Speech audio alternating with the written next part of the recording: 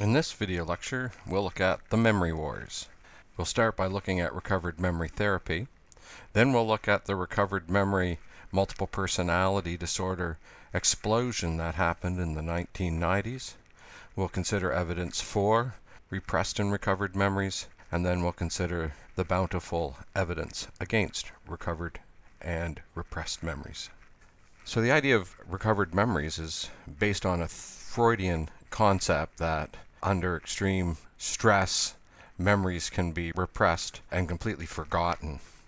In addition to there being no scientific basis for the notion of repressed memories and no scientific evidence that supports Freud's notion of repression, a number of therapists, particularly in the 1980s and 1990s, began developing therapies that they thought would recover repressed memories. These included things like guided imagery, having participants imagine that they were being raped by some family member, for example. The idea being that they would be able to perhaps unlock a memory of an abuser in someone's early childhood. Another technique that was used was hypnosis. Hypnosis, of course, is notorious for leading to false memory. Guided imagery as well. There's a lot of data that suggests that guided imagery can have a huge effect on memory and may also lead to false memory as well. There was direct suggestion. So the therapist would repeatedly suggest to the patient that some family member had raped them, father, grandfather, uncle, so forth, and repeatedly suggest that over and over again. Sometimes sedative drugs and hypnotic drugs were used along with other therapies like guided imagery or direct suggestion, again repeatedly suggesting to the client that someone had abused them in their past. Usually the therapist would lock on to who they thought it was and continually suggest that that person had assaulted them when they were a child. They would try age regressions, sometimes with and without hypnosis, to try to get their patients to regress back to childhood when these attacks would have happened. Now, of course, all of these so-called therapies are notorious for developing false memory, and to most cognitive psychologists, there was a great amount of trepidation towards this whole idea that therapies were being used to recover repressed memories. It became very popular, and then coming into the 90s, dissociative disorders, which are disorders listed in the DSM, the Diagnostic Statistical Manual of Psychiatric Disorders, that include a number of disorders, but in particular multiple personality disorder is considered a dissociative disorder, and there was a huge explosion in the 1990s of dissociative disorders and also repressed and recovered memory episodes. If we start here, this is an indication of popularity as measured primarily by looking at the number of articles. So this top line here represents the number of articles based on a Psychlet search that address either multiple personality disorder or dissociative identity disorder, very similar disorder. In the DSM, it's another dissociative disorder. And you can see that in the 70s there were a handful of articles, quite a few more, 600 or more in the 1980s, and then in the 1990s this huge explosion of articles on multiple personality and dissociative identity disorder. They all fell off again in the 2000s. We can see that even if we just look at empirical articles, again there's this huge increase in the 1990s of articles on multiple personality disorder. We can also see in Medline, again, a peak of publication that's happening in the 1990s. There were state and federal cases, this is US data, again peaking in the 1990s. It became a very hot topic in clinical psychology, this idea of dissociative disorders, and was basically a fad. It became a fad, and a number of people were being diagnosed with it. So this is data looking at the number of court cases revolving around repressed and recovered memories. These involve both criminal suits and civil suits.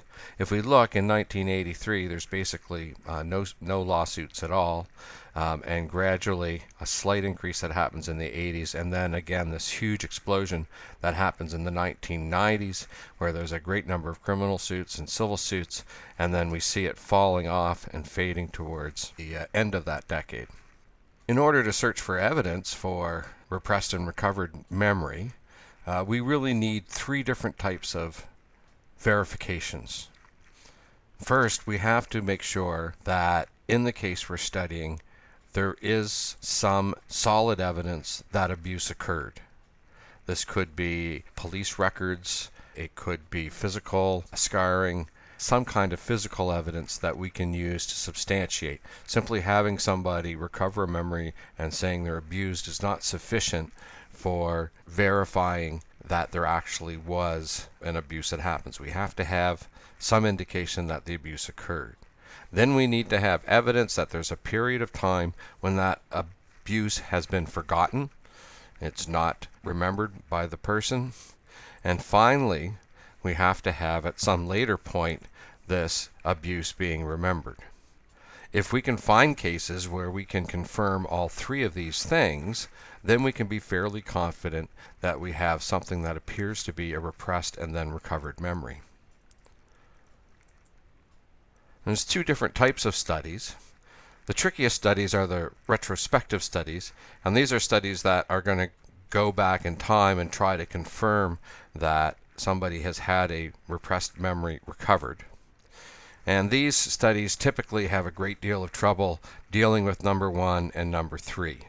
Because the alleged abuse is occurring many years later in someone's life, it's often impossible to go back and confirm that the abuse actually happened. There's often no police records, there were no charges laid, any physical evidence would be long gone. And number 3, that somehow that memory has suddenly been remembered. The psychotherapist will tell you that that remembering is a product of their recovered memory therapies. Perhaps a better approach is to look at prospective studies. And in prospective studies, you start off with a case where you know that number 1 is true. You have a registry of abuse victims, and then you approach those victims later in life and interview them. This was tried by Williams in 1994. He had a number of abuse victims that he followed up many years later, conducted an interview with them, and he found that 38% never mentioned the abuse. This was taken as some supporting evidence for the idea that victims of abuse may repress their memories. But Goodman followed up that study in 2003, and he did not 1 but 3 interviews. And over the course of 3 interviews, he found that the participants in the study were much more likely to start talking about the abuse, and he only found 8% that did not mention it. And it's important to point out that in both Williams and Goodman, the participants were never directly asked about the abuse. They were never asked, do you remember being abused? If we find that Goodman is down to only 8% who don't mention it, there's a pretty good chance that the majority of that remaining 8% might mention it if they're asked about it. There's lots of reasons why somebody might not talk about their abuse besides having repressed the memory of it. It's not a particularly pleasant thing to remember, I imagine, and willingness to open up to a stranger in an interview about it. There's lots of reasons why people may not have been talking about that abuse.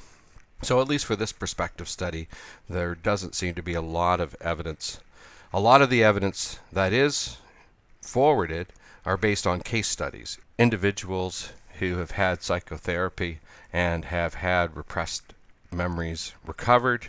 There's a number of these case studies that are written up in the clinical literature. We often in science refer to this kind of data as anecdata because it's really based on anecdotes. It's anecdotal data presented by a therapist about a patient who claims to have a recovered memory from some time in the past.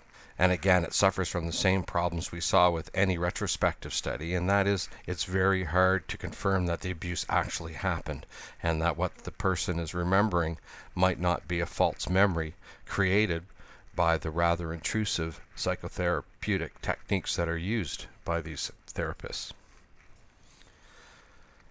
Brennis in 2000 did an analysis of verified cases. These were cases where he could find evidence for abuse happening in childhood.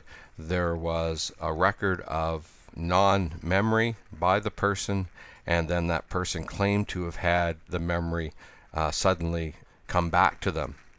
And he looked carefully at those verified cases to see what they looked like. And what he found was that these verified cases were very, very different than the cases cited in case studies from therapists. First of all, these verified cases, the recovered memory did not happen in therapy. Almost without exception, each of these verified cases, people recovered a memory not through therapy, but through some other external cue that triggered the memory.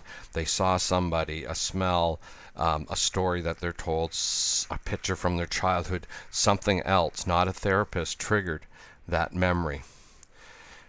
And these therapeutic sessions that are used to recover memory can take a very long time. Months or even years of therapy are sometimes used before a patient starts to recover these so-called repressed memories. But these cases, these verified cases that Brainus looked at, they unwound instantly. There was this cue, and then instantly they had a memory of the entire event. Almost every one of them were single events. Most of the examples of repressed and recovered memory presented by therapists involve abuse that happens over a long period of time. But these cases are completely different. These are mostly single events. Again, if you look at the types of cases of recovered memory that are brought out in therapy, it's usually a family member. The therapist decides that the father, the grandfather, uncle, someone has abused this person in their childhood, and they almost always come up with a family member as the abuser. These verified cases are not like that. These verified cases are almost always non-family members. The events that are remembered in these verified cases tend to be happening after the age of 9. The cases that are usually recovered in therapy are often much earlier than that. They can be from very early childhood, 4, 5, 6, 7 years of age. There are even cases reported that supposedly happened to 1 and 2-year-olds, and we'll talk about that later. Well, let's have a look at some of the evidence, the disconfirming evidence against the notion of recovered memory. And I'll start with an anecdote myself. This is the story of Beth Rutherford. She had a recovered memory under her therapist's guidance. This was over the course of many months of therapy, that she had been regularly raped by her father when she was a child. Furthermore, her recovered memory indicated that he twice got her pregnant and forced her to abort the fetus with a coat hanger. She ended up suing her father, who had to resign from his job as a clergyman over those allegations. And then, through the course of the trial, the defense attorney for her father asked the court for a medical verification that she had in fact been pregnant, because if Beth had been impregnated and had been forced to abort those pregnancies with a coat hanger, there would be scar tissue, and a medical examiner would be able to determine that. What they confirmed was that not only had she not been pregnant, she was still a virgin. Her recovered memories of rape and abortion were completely false, implanted by her therapist, who, by the way, was sued for $1 million by the father. There were a lot of lawsuits, and a lot of money was paid to defendants. You see, the thing about a false memory of abuse is that it can be as damaging as real abuse. If somebody has a memory of being abused as a child, the psychological baggage that goes with that can be as heavy as the baggage that goes with actually being abused. So in many ways, what these therapists were doing were creating abused people who had never been abused. And so there was a lot of lawsuits, particularly in the United States, $500,000, $1 million or more, that put a lot of these therapists out of business. But there are other things that you find in cases. So, for example, there are cases of recovered memories where people say they've witnessed murders when they were younger, and it turns out that the people they saw murdered are still alive. And lots of other kind of contradictory and strange aspects to the memory that make them impossible to be true. And then there are some recovered memories that are just so fantastical that we just can't believe that they're true. So, for example, people having recalled memories of abuse from their first year of life. Your hippocampus, the brain structures involved in forming episodic memories, are not developed enough to form any permanent memories until you're at least 3 or 4 years of age. So any recovered memories that come from the first or second year of life have to be planted memories. It's just physiologically impossible for memories from that time of your life to exist. If you have memories from when you're a year or two old, I hate to break it to you, they're not real. They're false memories, memories you created later in life. There are thousands of people who have false memories of being abducted by aliens. And in fact, there are psychotherapists who actually believe that this is one of the leading causes of anxiety and depression. Lo and behold, when they bring in their anxious and depressed patients, they can uncover these alien abduction memories. Others have uncovered memories of ritualistic satanic child abuse. I'll talk about this a little more in a minute, but the idea here is that as children, they were used by some satanic cult where there were ritualistic sexual abuse, ritualistic physical abuse that occurred over a period of time during their childhood. It was so traumatic they had forgotten it and then had those memories recovered. It's interesting because while we have thousands of people who can recall ritualistic satanic abuse, there has never been a single case documented by the police, the FBI, the RCMP, of any child being involved and abused by a ritualistic satanic cult. Absolutely no evidence for this. Alien abductions, well, it just doesn't happen. It's a fun thing to, I guess, play with the idea that we have ancient aliens creating our history or aliens living amongst us, but the fact of the matter is there is absolutely no physical evidence that anybody has ever been abducted by an alien. So these kind of fantastical recovered memories tell us that it's possible to implant false memories that can be quite elaborate, quite detailed, and yet obviously be false. The ritualistic satanic child abuse is interesting because it has a bit of a Canadian start to it. Lawrence Pasdar was a psychiatrist on the West Coast, and he had started treating Michelle Smith in 1973. She had had a miscarriage and was suffering from depression, and so she had gone to see Pasdar for therapy. And she kept mentioning, at some point she mentioned during therapy that she felt she had something important to tell him, but she couldn't quite remember what it was. And this got him thinking, I guess, that there must be something repressed there that he needed to uncover. And so he put her through an intensive schedule of therapy involving over 600 hours of hypnosis over the course of 1976 and 1977. And it involved other types of sort of bizarre kinds of psychotherapy like scream sessions. In fact, at one point, after a 20-minute scream session, she started to talk like a 5-year-old. Now, you might recognize this as being very much like dissociative identity disorder or multiple personality disorder, but it also ties a connection between multiple personality and false memory. And there's an argument that's made by a number of psychologists that, in fact, dissociative identity disorder, multiple personality disorder do not occur naturally. They only occur in a psychotherapist's treatment. That is, multiple personality disorder is caused by the therapy. It's not something that somebody comes into therapy with. It's something that the therapist creates in the person by creating false memories. So she remembers as a 5-6-year-old being subjected to multiple satanic rituals. The final ritual, she says, lasted 81 days. It involves sexual abuse, physical abuse, remembers witnessing murders. It was really nasty. Now, you might think after 81 days of physical and sexual abuse, there would be lifelong scars, but according to Michelle, she remembers Jesus and Mary and the Archangel Michael intervening, pulling her out of this torment and then healing her scars, which is why she doesn't have any scars today. In 1978, Pazder and Smith visit the Vatican. They're concerned that the satanic cult was just the tip of the iceberg. They thought it would be wise to try to send the message to the Pope that he needed to look into worldwide Satanism and these cults that were abusing children. In 1979, 1980, Pazder writes a book, Michelle Remembers, which highlights all of the false memories that she had recounted under therapy. And then something very unethical happens. They both divorce their spouses and they marry each other.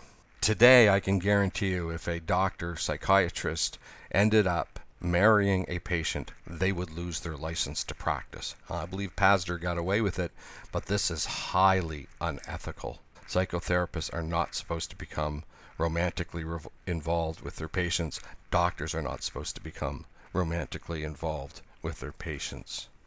In 1982, in Kern County, California, a number of social workers go to a training seminar on satanic ritual abuse in which Michelle Remembers is used as training material.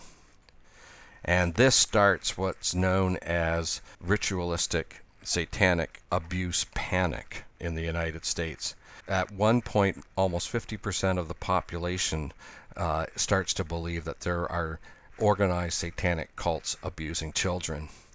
Over the course of the next half-decade, Pazder has consulted in about 1,000 different ritual abuse cases, with each time helping the psychotherapist recover these so-called repressed memories.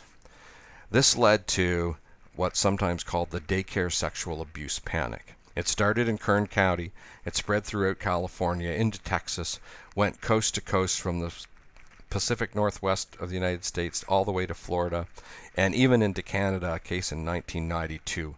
And what happens in these cases is entire daycares are indicated as being satanic cults, and the children that are attending the daycares are being sexually abused and used for these satanic cult activities. I'm not going to talk about this any further, but you really should give, if you've never heard of the daycare sexual abuse panic in the 1980s, you should really give this a Google and read even the Wikipedia entry on it. It's absolutely shocking. People spent years and years in jail, lives were ruined, people's careers ruined, millions and millions and millions of dollars spent. It really is quite shocking. If you've done your lab for this module, tricking you into thinking that a word was on a list is quite different than tricking you into believing you were a victim of satanic ritualistic sexual abuse as a child. And in fact, I think it's fair to say that there may be some problems with ecological validity. Ecological validity refers to how well an experimental result translates into the general world. Does it work outside of the laboratory? And in the case of Roediger's false memory effect, you can see that it's really a tamed down version. The ecological validity doesn't appear to be there. But there was a really interesting study that looked at the issue of alien abduction. And this was a study done by Clancy in 2002. They took out newspaper notices saying that researchers at Harvard University, where Clancy was, were, quote, seeking people who may have been contacted or abducted by space aliens to participate in a memory study. And they got a number of people who responded. They had some control participants who didn't actually think they were abducted by aliens, but they had people who had recovered memories of being abducted by aliens. They had people who didn't have the memory of being abducted by aliens, but they felt that they had been abducted by aliens, but they were unable to remember it. And these participants, Clancy gave them Roediger's false memory test. So remember, in the false memory test, what we're looking at is how likely are people to choose the lure words, the words that actually weren't on the original list but belong to the same category, fit into that list. So if we take people who had recovered memories of alien abduction, their false recognition score was 67%. 67% of those lure words were recognized as being part of the original list when in fact they weren't. People who had felt they had repressed memories of alien abductions but couldn't recall them explicitly yet, 59% was their score on the false recognition test. And then we had people who flat out denied ever being abducted by aliens, and we see that their score on the false recognition test was down to 42%. So it's quite interesting that a study that we would initially think has very little ecological validity actually does seem to have some relationship to the potential for recovered memories, with the highest group here being the group that had these recovered memories of abduction, much more likely to get false recognition of lure words than people who would deny ever being abducted by aliens. Researchers have used experiments that have more ecological validity, and there have been a number of experiments that have been done that have looked at implanted memory. Elizabeth Loftus is one of the researchers who really did some of the seminal work in this area on implanted memories. This one that I'm going to show you in this video here is a particularly interesting and convincing study, I think.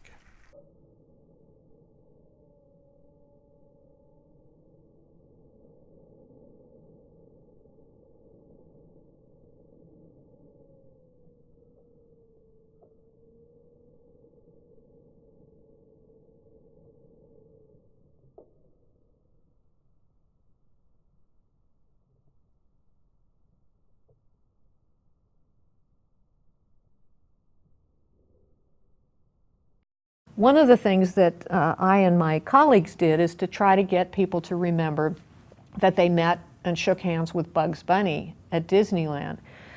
This would be impossible because Bugs is a Warner Brothers character and wouldn't be allowed at Disney. Okay. Yeah. So how do we get people to believe that? We give them an ad to evaluate. So here's a fake ad for Disney, and you can see Disney in the castle, and there's Bugs. And they review the ad. They just tell us how much they like it. Do they like the colors? Do they like the layout? But later on, when we say, tell us about one of your childhood trips to Disney, which characters do you remember meeting? Do you remember meeting Mickey Mouse, Minnie Mouse, the Little Mermaid, Bugs Bunny? We will get lots of people to tell us they remember meeting Bugs. Oh. And then when they get pressed for details, they'll say they shook his hand, they'll say they touched his tail, they'll say he was eating, one said he was eating a carrot, one said, a few said he said... So it becomes real. It becomes real. They embellish it with detail, and it looks every bit like a real memory. Yeah. Even though it couldn't have happened. Loftus's main approach, sometimes it's called the lost in the mall procedure, because she did these studies where she would bring in her university students, but before they came into the experiment, she would contact their parents. And what they did was they had their parents list. She would have their parents tell 4 anecdotes of things that happened when they were younger. And then she would ask the parents, okay, thank you for those stories. Was your child ever lost in the mall? And as long as the child had never been lost in a mall, then they were invited to participate in the experiment. They would be shown 5 different anecdotes, the 4 that were confirmed by the parents, and then a 5th that Loftus had made up, in which they were lost in a mall. And a lot of these participants right off the bat said, I remember some of these, but I don't remember the lost in the mall.